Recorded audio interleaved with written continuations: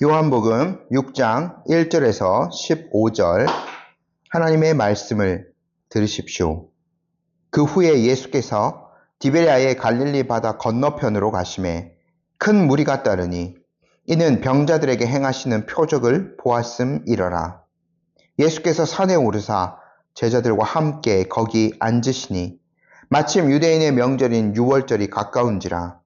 예수께서 눈을 들어 큰 무리가 자기에게로 오는 것을 보시고 빌립에게 이르시되 우리가 어디서 떡을 사서 이 사람들을 먹이겠느냐 하시니 이렇게 말씀하심은 친히 어떻게 하실지를 아시고 빌립을 시험하고자 하심이라. 빌립이 대답하되 각 사람으로 조금씩 받게 할지라도 200데나리온의 떡이 부족하리이다. 제자 중 하나 곧 시몬 베드로의 형제 안드레가 예수께 여짜오되 여기 한 아이가 있어 보리떡 5개와 물고기 2마리를 가지고 있나이다.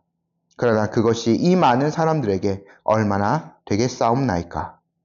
예수께서 이르시되 이 사람들로 앉게 하라 하시니 그곳에 잔디가 많은지라 사람들이 앉으니 수가 5,000명쯤 되더라. 예수께서 떡을 가져 축사하신 후에 앉아 있는 자들에게 나눠주시고 물고기도 그렇게 그들의 원대로 주시니라. 그들이 배부른 후에 예수께서 제자들에게 이르시되 남은 조각을 거두고 버리는 것이 없게 하라 하시므로 이에 거두니 보리떡 5개로 먹고 남은 조각이 12바구니에 찼더라. 그 사람들이 예수께서 행하신 이 표적을 보고 말하되 이는 참으로 세상에 오실 그 선지자라 하더라. 그러므로 예수께서 그들이 와서 자기를 억지로 붙들어 임금으로 삼으려는 줄 아시고 다시 혼자 산으로 떠나 가시니라. 아멘. 이제 오늘 저희가 이제 6장 말씀을 보게 되는데 지지난주까지죠. 저희 지난주 선교사님 말씀을 전해주셨으니까 5장의 내용들을 조금 저희들이 상세하게 살펴보았습니다.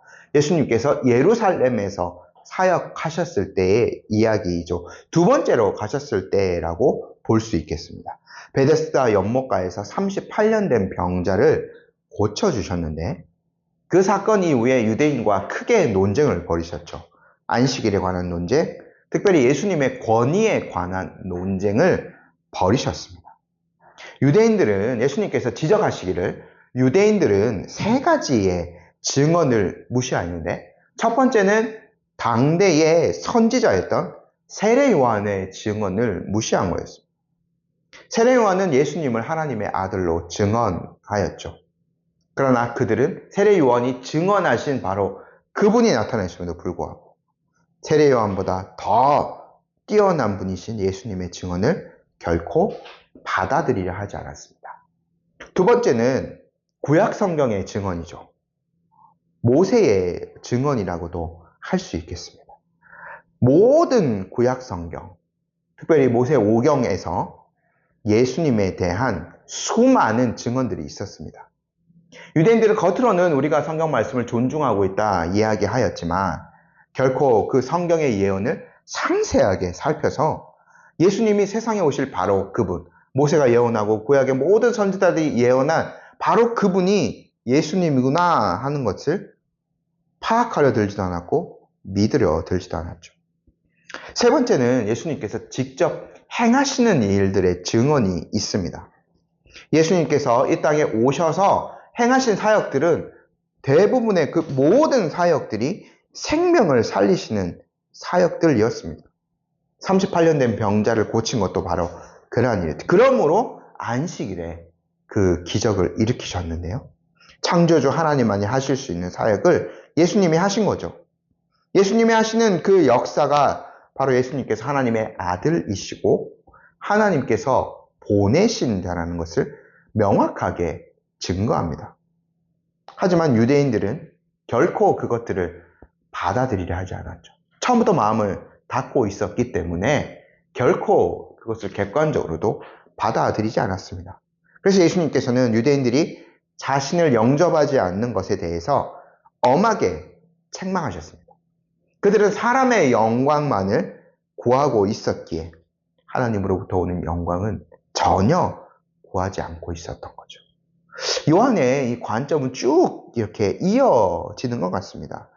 오늘 저희가 오병이어의 말씀, 그 사건 자체를 보고 6장이 굉장히 깁니다. 그 뒤에 쭉 이어지는 일련의 예수님의 설교 그리고 사람들의 반응들이 쭉 저희들이 몇 주간에 걸쳐서 살펴볼 터인데 5장에 등장하는 유대인들의 모습이나 이 오병이어에 등장하는 그 유대인들의 모습이나 별반 다르지 않습니다. 오늘 저희들이 오병이어를 조금 살펴볼 텐데요. 먼저 배경적인 것들을 한번 살펴보도록 하겠습니다. 1절 말씀 같이 한번 읽어볼게요. 그 후에 예수께서 디베랴의 갈릴리 바다 건너편으로 가시매.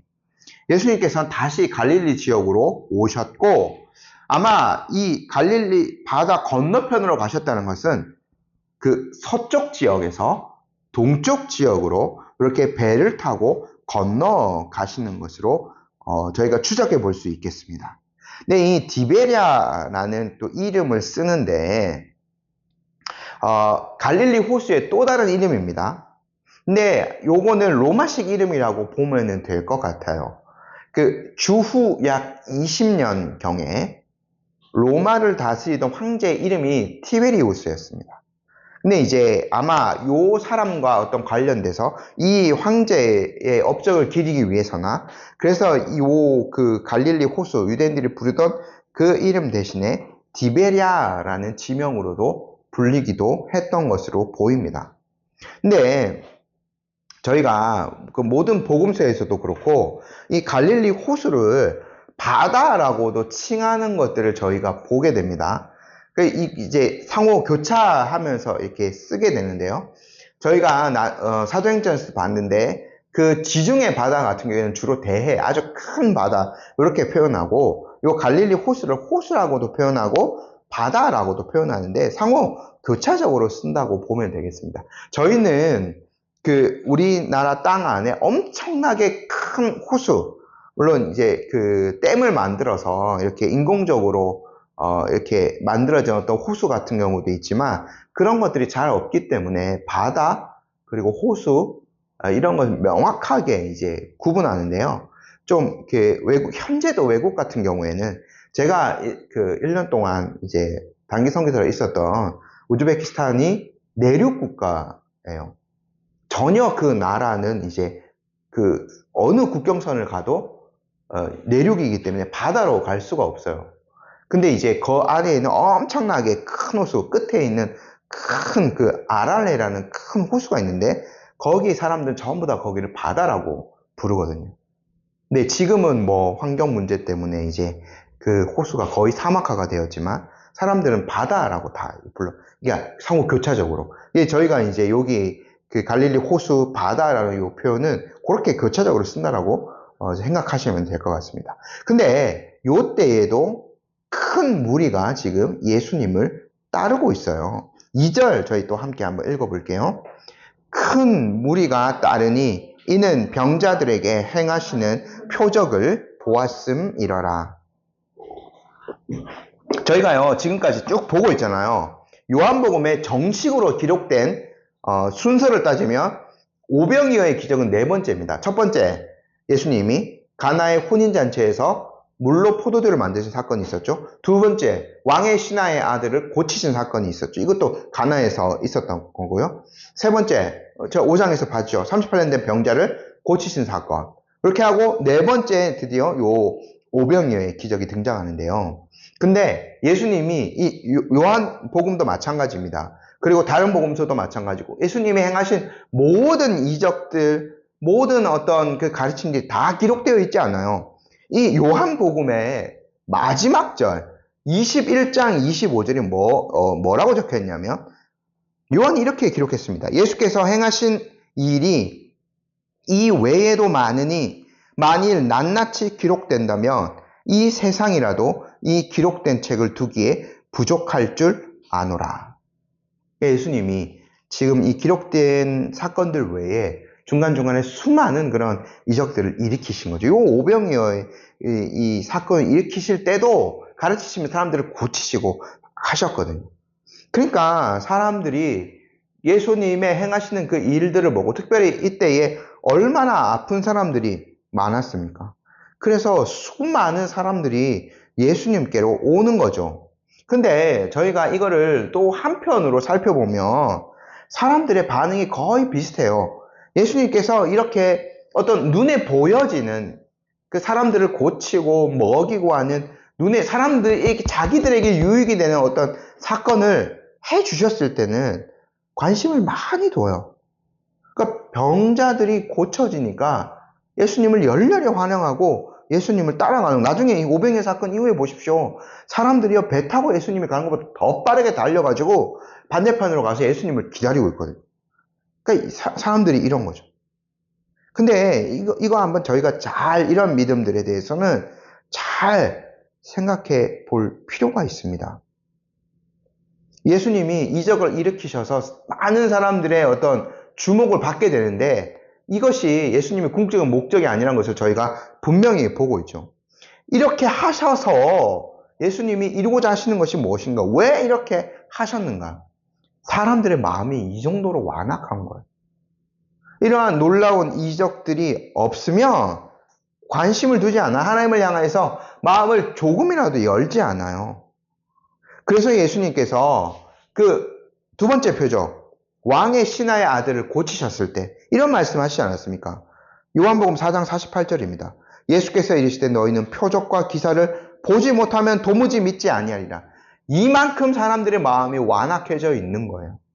그래서 수많은 병자들을 고치신 것이고 그들을 향한 긍휼히 여기는 마음 분명히 있었지만 또 다른 이면에는 그렇게 해야 사람들이 하나님 나라에 조금이라도 관심을 두기 시작합니다.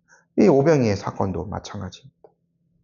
하지만 이 사람들을 예수님은 포기하지 않고 궁극적으로 이 사람들이 변화되는 것은 이 이적 자체가 아니라 예수님께서 주시는 말씀이거든요. 그 복음의 말씀을 통해서 사람들이 변화되어지기 때문에 예수님은 한 산으로 가셔서 그들을 가르치려 하셨습니다. 3절 말씀 같이 한번 읽어볼게요.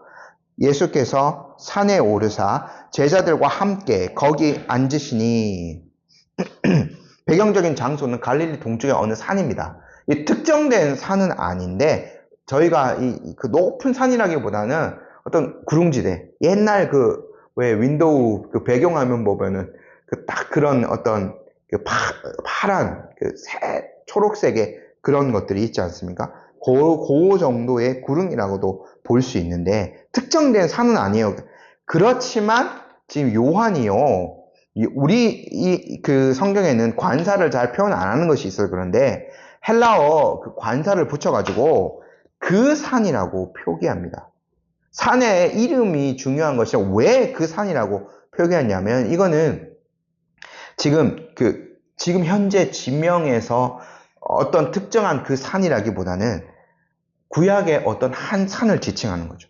바로 모세가 율법을 받기에 올라간 시내산, 그거를 떠올리면서 요한은요 그 산이라고 이렇게 표현해 놓은 겁니다. 모세가 그 율법의 말씀을 받으러 올라갈 때 이제 하나님이 혼자 오라고 한 거기까지 누구를 데려갔냐면 여호수아를 데려갔거든요. 예수님도 마찬가지입니다.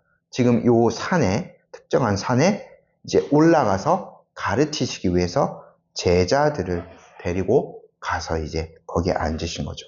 4절 시기적인 배경도 저희가 함께 보겠습니다. 지역적인 것과 한번 읽어볼게요. 4절입니다. 마침 유대인의 명절인 유월절이 가까운지라. 6월절이 가까운 때입니다. 6월절이 어떤 절기인가요? 이집트에서 노예로 살던 이 히브리 백성이 종되었던 땅에서 해방된 바로 그것을 기념하는 절기 아닙니까? 하나님께서 이 6월절에 애굽을 심판하시고 큰 능력을 보이시면서 종되었던 땅에서 이 이스라엘 백성을 탈출시켜 주셨습니다.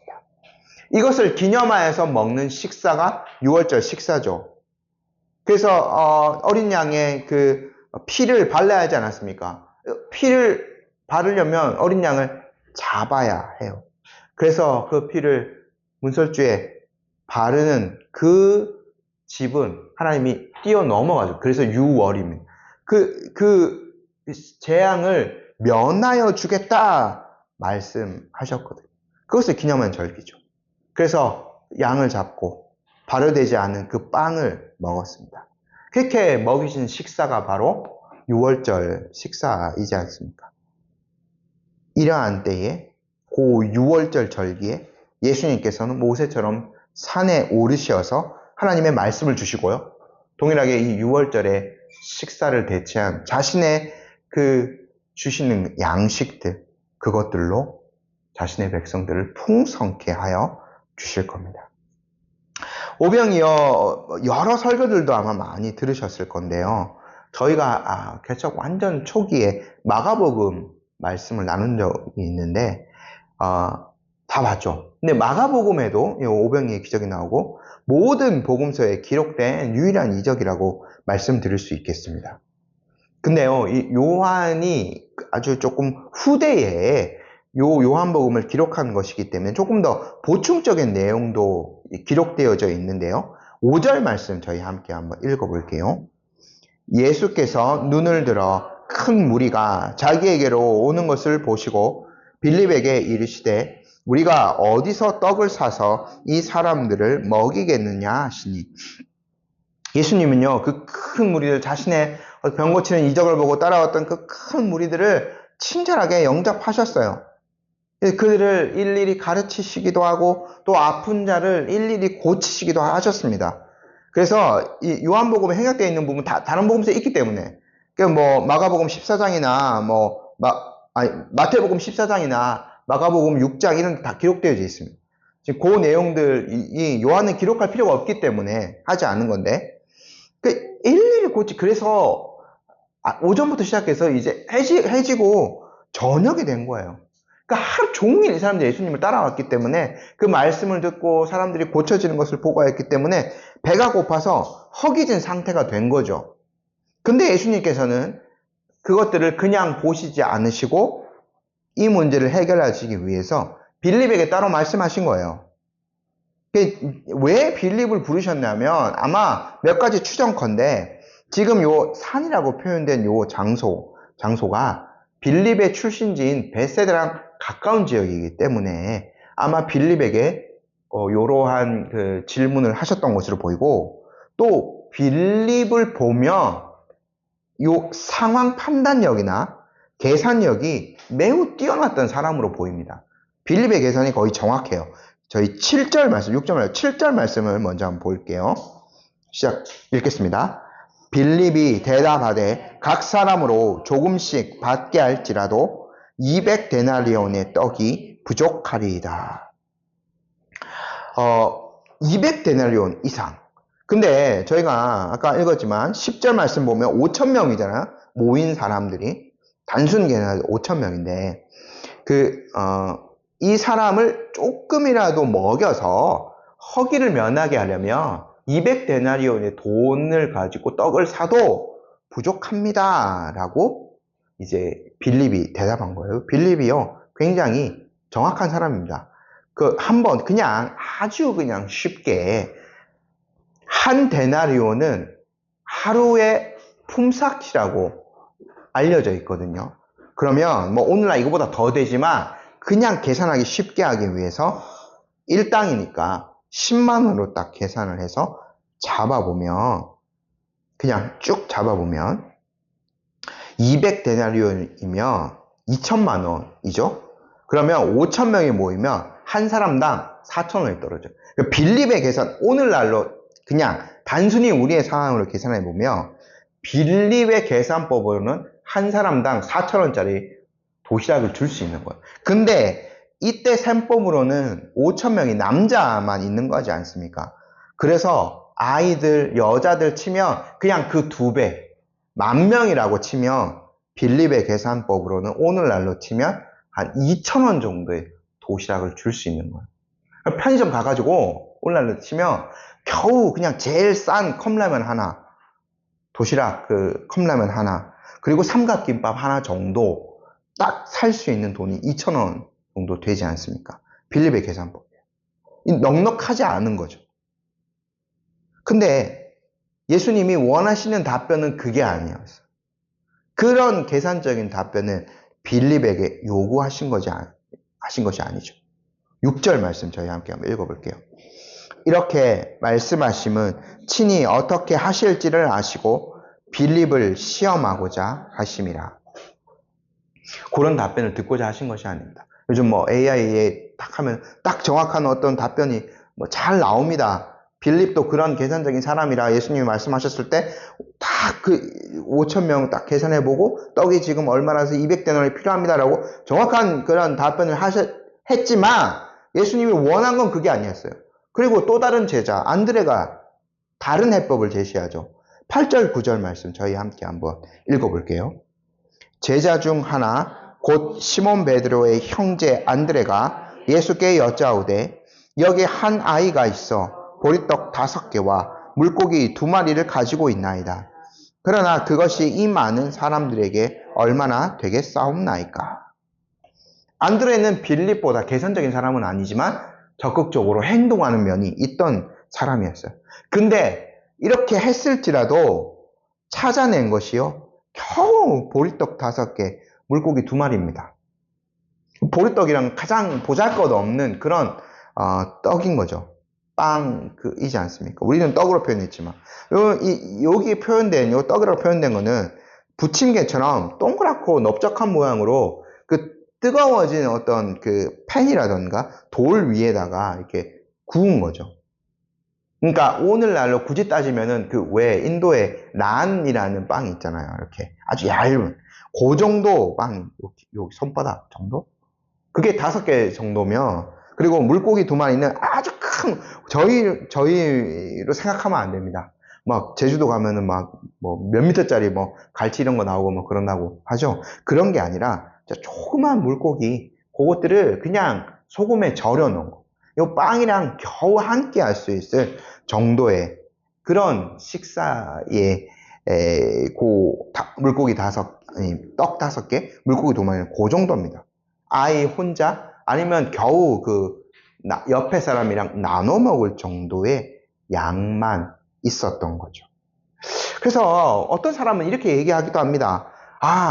이 오병이어의 기적은 어떤 이런 그 떡 5개, 물고기 2마리를 이렇게 내놓은 그 아이의 헌신에 감동해서 사람들이 각자 다 이렇게 자기가 싸갖고 온 도시락을 꺼내 나눠 먹어서 이렇게 남은 거다라고 이야기합니다. 이성적으로 이렇게 생각해서 이렇게 얘기하자면 더 이게 말이 안 되는 거죠. 사람들은 예수님의 어떤 이적들, 또 가르침에 이끌려서 그냥 온 사람들이에요. 그러니까 어떠한 뭐 준비를 해갖고 오고 예수님이 길게 얘기하시고 병자를 치료하시는 것들이 길어졌을 것 같아서 미리 다 이렇게 도시락을 준비해서 오고 이런 사람이 아니었던 거죠. 아마 이 어린아이 챙겨온 도시락도 한 아이도 그냥 이렇게 있는 대로 그냥 그대로 싸가지고 그냥 온 그 정도일 거예요. 그러니까 예수님이요 만약에 그러한 것들로 이 방법이 해결됐다면 빌립이나 안드레가 이런 해법들을 제시하려고 하지 않았겠죠. 빌립에게 결코 그렇게 묻지 않으셨을 겁니다. 예수님이 원하시는 답변이 무엇이든가 지금 쭉 예수님의 행적을 한번 보십시오. 병자들을 치료하셨잖아요. 물론 이때까지는 죽은 사람을 살리는 이적 요한복음에는 이제 나오지 않습니다만 그러한 능력 있는 창조주 하나님의 모습을 보여주셨어요. 근데 이 제자들은요, 예수님께서 물로 포도주를 만드는 그 이적들을 많은 제자들이 보았음에도 불구하고 이 살아있는 사람들을 그렇게 먹이실 수 있는 이러한 이적을 일으키실 거라는 생각은 전혀 하지 못하고 요한복음 5장에 저희가 지지난주에 봤던 말씀인데 46절에 이렇게 기록되어져 있죠. 저희 5장 46절 한번 같이 한번 읽어볼까요? 요한복음 같이 한번 읽어보겠습니다. 모세를 믿었더라면 또 나를 믿었으리니 이는 그가 내게 대하여 기록하였습니다. 근데 모세를 믿었더라면 이건 예수님은 가르침에 대해서 하신 말씀이지만 모세가 또 어떤 일들을 했나요? 사람들이 모세에게 와서 배고프다, 고기를 달라 막 이렇게 하였을 때 모세가 하나님 앞에 기도하죠. 출애굽기 16장 한번 제가 읽어드릴게요. 11절에서 14절입니다.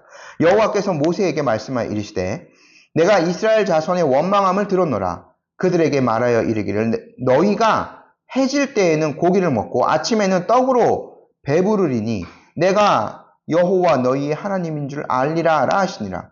저녁에는 메추라기에 와서 진에 덮이고 아침에는 이슬이 진 주위에 있더니 그 이슬이 마른 후에 광야 지면에 작고 둥글며 서리같이 가는 것이 있는지라. 만나가 내린 거죠. 메추라기가 내리고. 모세가 이런 통로가 된 겁니다. 하나님은 모세를 통해서 놀라운 이적, 이스라엘 백성 전체를 먹이셨어요. 물론 지금 여기 있는 이곳은 잔디밭이지만 광야와 같은 이곳, 먹을 것을 구할 수 없는 광야죠. 그곳에서 하나님은 모세를 통해서 백성들을 배불리 먹여주셨거든요. 뒤에 있는 그 선지자, 글을 읽는 선지자 엘리사 같은 경우도 이러한 이적들을 다 이렇게 일으켰어요. 물론 사람들의 어떤 그 숫자들은 다 다르지만. 그러니까 제자들은 예수님이 계신 이곳에서 그분이 어떤 분인지를 확신하지 못하고 있는 거예요. 그래서요, 자기들의 계산 내에서 할 수 있는 능력 내에서 빌립 계산적인 그런 방법으로 가장 철저한 인간적인 방법이죠. 안드레도 마찬가지입니다. 자기가 할 수 있는 능력 내에서 그 범위 안에서만 예수님이 무엇인가를 해결할 수 있다고 생각하고 있는 거예요. 아직 14절의 말씀처럼 세상에 오실 바로 그 선지자. 모세가 한 거는 모세를 통하여 하나님께서 하신 거지만 그 60만 명이나 되는 사람들, 더 무리, 큰 무리죠. 남자만 60만 명. 여기는 5천 명밖에 안 되지만 그 많은 사람들을 이제 먹일 수 있었던 그러한 능력을 하나님으로부터 받았던 것처럼 예수님은 그러한 능력이 그러한 능력 자체라는 것을 모르고 있었던 거죠, 이 제자들. 예수님의 해결책은 무엇이었을까요? 이 배고픈 사람들에게 이 배고픔을 해결할 수 있는 그 예수님의 해결책은 무엇일까요? 빌립처럼 계산하는 거? 안드레처럼 자기의 능력 안에서 뭔가를 찾아보는 거? 그것이 결코 아니죠. 예수님의 해결책은요, 예수님 자체가 해결책이 되시는 거예요. 10절, 11절 말씀 함께 한번 읽어보겠습니다. 예수께서 이르시되 이 사람들로 앉게 하라 하시니 그곳에 잔디가 많은지라 사람들이 앉으니 수가 5,000명쯤 되더라. 예수께서 떡을 가져 축사하신 후에 앉아있는 자들에게 나눠주시고 물고기도 그렇게 그들의 원대로 주시니라. 광야와 비슷한 곳이었지만 봄이죠. 6월절 근처는 봄입니다. 그래서 잔디와 같은 풀이 많았던 것 같아요. 유대인들이 어떻게 밥을 먹는지 아시죠? 이렇게 비스듬히 기대서 이렇게 먹지 않습니다. 그래서 사람들을 다 앉히신 거예요. 좋은 환경이죠. 이제 돌이나 이런 것들이 많으면 그렇게 먹을 장소가 되지 않지만 풀이 많았기 때문에 비스듬히 앉아서 먹을 수 있는 게 되는 거죠. 그래서 그렇게 앉혀서 이제 때를 지어서 식사를 기다렸을 겁니다. 그런 다음에 예수님께서 뭘 하시냐면 11절에 보면 떡을 가져서 축사하십니다. 이거는 이제 하늘을 우러러서 하나님께 감사의 기도를 드리셨다는 거예요. 음식을 주신 그 하나님께 감사의 기도를 주셨고 그런 다음에 그들에게 주시는데 11절에 이런 표현이 있죠. 원대로 주셨어요. 아주 그냥 그들이 원하는 대로.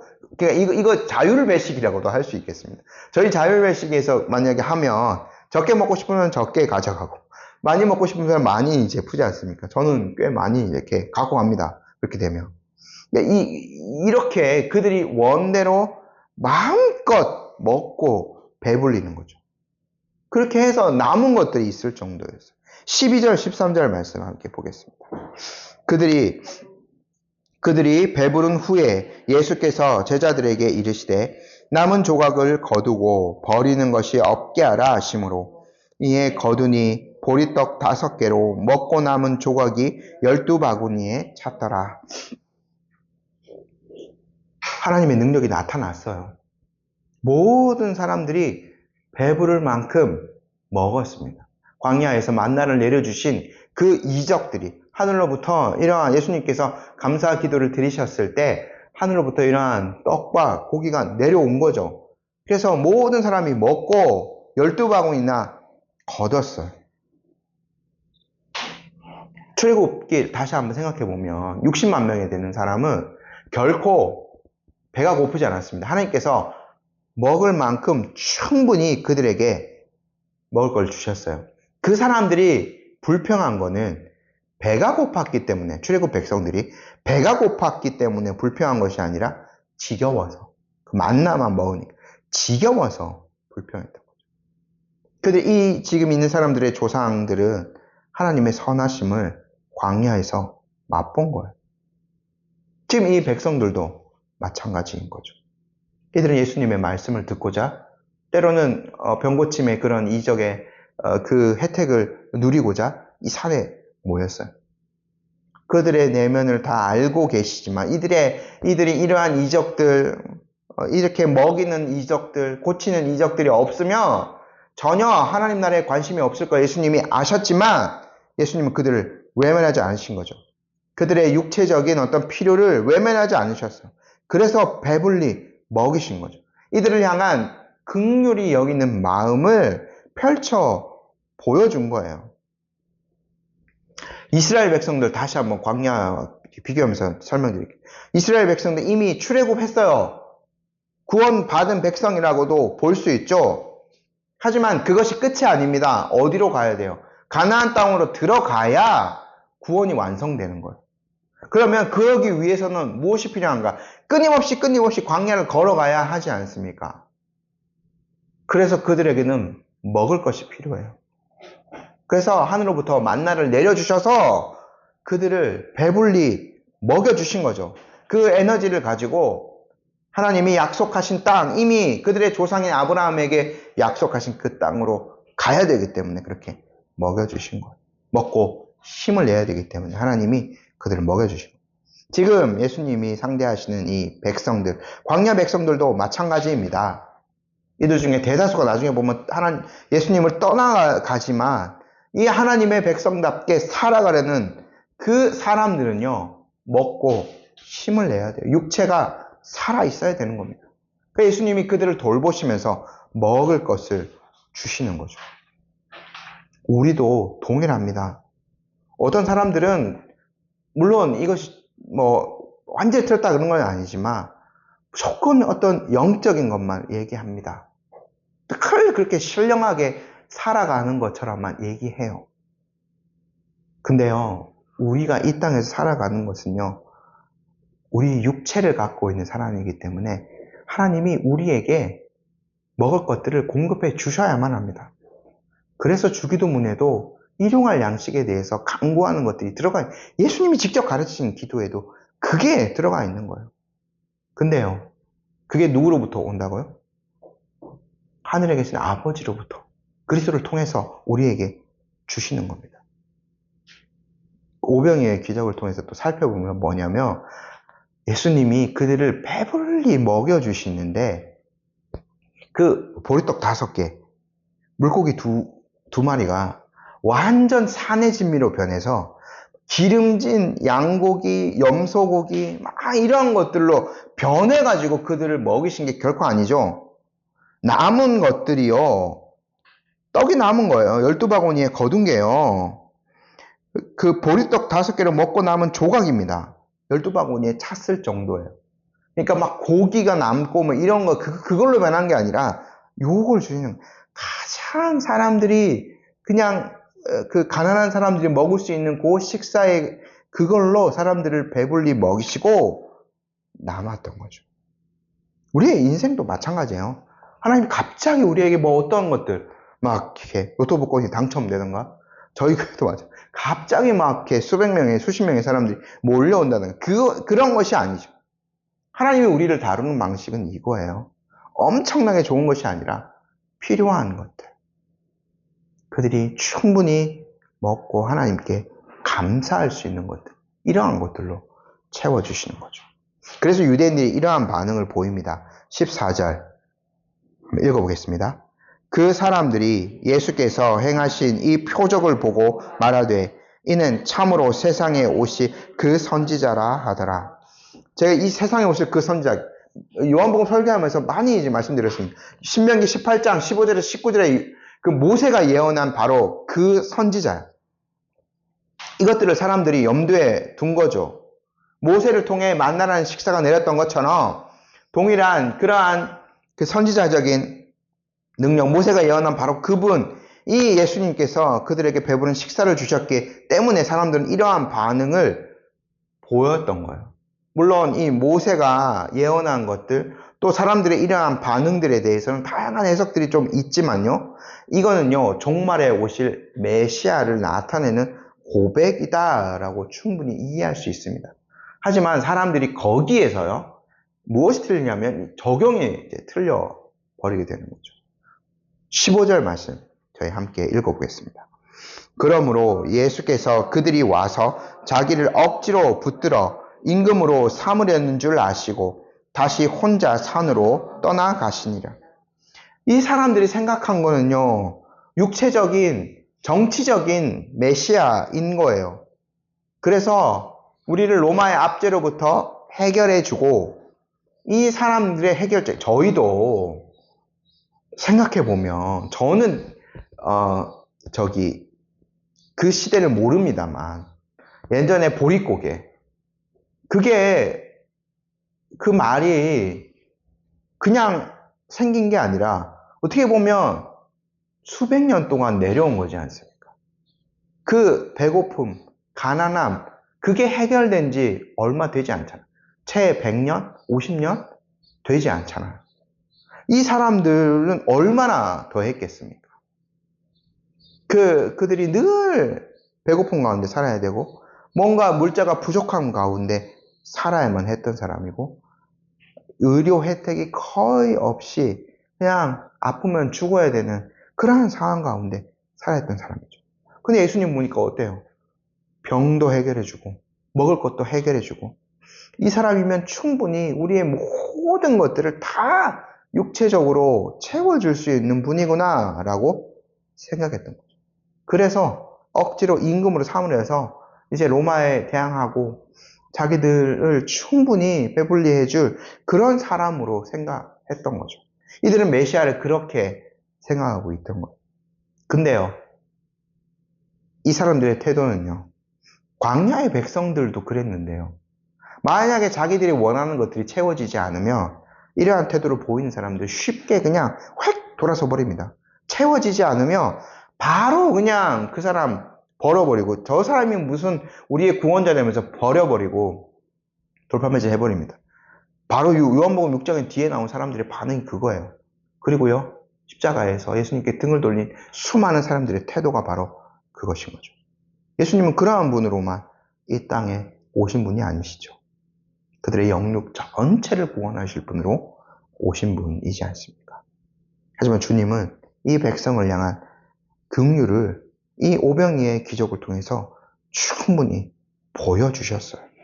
그래서 그분의 모든 능력으로 백성들을 치료하시고 그들에게 정말 육체적인 배고픔을 해결할 수 있도록 먹이시고 모든 그런 이적들을 통해서 하나님의 사랑을 충분히 보여주셨어요. 예수님, 지금 오늘날 살아가는 우리들은 마찬가지죠. 예수님은 우리의 모든 것의 주인이 되신 분, 모든 것의 왕이신 분이. 이 사람들은요, 육체의 구주로만 생각했던 거예요. 하지만 우리가 하이델베르크 요리문답에서 고백하듯이 그리스도는 영혼과 육체의 구주입니다. 우리가 그러한 믿음을 가지고 그리스도를 붙들고 그리스도를 섬겨야 하지 않겠습니까? 그러한 왕으로 섬겨야 하지 않겠습니까? 이러한 믿음이 우리를 구원하는 거죠. 제가 그래서 하이델베르크 요리문답 1문을 한번 읽어 드릴게요. 살아서나 죽어서나 당신의 유일한 위로는 무엇입니까? 나는 살아서나 죽어서나 몸과 영혼이 다 내 것이 아니오 신실하신 나의 구주 예수 그리스도의 것입니다. 그분은 그분의 보혈로 나의 모든 죄를 완전히 씻으시고 나를 마귀의 모든 권세에서 건져내셨습니다. 그리고 나를 보호하심으로 하늘에 계신 내 아버지의 뜻이 아니면 내 머리카락 하나도 땅에 떨어질 수 없습니다. 오히려 모든 것이 합력하여 나의 구원을 이루어야 합니다. 그러므로 그는 성령으로 나에게 영생을 확신시키고 나로 하여금 진심으로 기꺼이 이제부터 그를 위하여 살도록 하십니다. 우리의 몸과 영혼 다 신실한 우리의 구주 그리스도의 것이지 않습니까? 그분을 순전히 붙드는 그 믿음, 그리고 기꺼이 이제부터 그를 위해 살도록 하는 그 믿음으로 온전히 살아가실 수 있는 저와 우리 성도님들 되셨으면 좋겠습니다. 아멘.